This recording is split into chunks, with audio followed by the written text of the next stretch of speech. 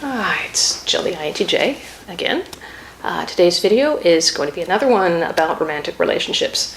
It said that you judge yourself based on your intentions and other people's based on their actions. And this makes sense since you can't really see into other people's heads. However, oftentimes in romantic relationships, this attitude goes completely by the wayside. And a lot of second guessing goes on about other people's intentions and what those mean about their interest. For example, what did she mean when she did that? What did he mean when he said that?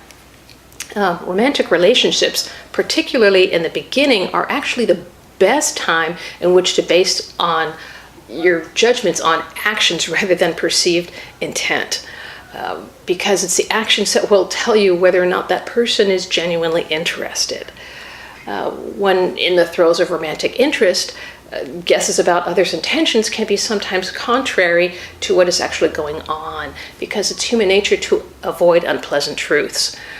To admit that someone you're romantically interested in doesn't quite feel the same way about you can be a real blow to the ego. The bottom line is that the most reliable indicator of interest is effort.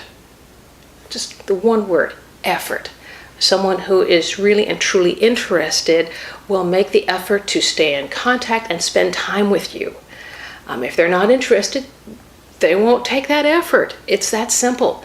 If they keep saying they're going to be in touch, or that they'll call you for a date and then go radio silent and do nothing until you contact them again, they're not interested, so stop wasting your time and move on. As a corollary to this, I would like to bring up a reasonable expectation of communication. I think I've mentioned this before. We're in the age of 24/7 communication. But just because that's possible doesn't mean that you have to communicate 24/7, or more importantly, that the other person has to. Some folks are okay with constant and instant communication. Others, like myself included, are not. So if you send someone a text and they don't get back to you immediately, any anxiety based on expectation of reply is on you. So if they are interested, they will get back to you when they can. Maybe they're tired, maybe they're cranky, maybe they're busy, and they know they won't be as nice or as kind or can devote the time to the communication that they would like to have with you. Or maybe at this point, they just don't want to communicate with anybody, even someone they really like. So give them a break and respect their communication choices. That's all I have to say.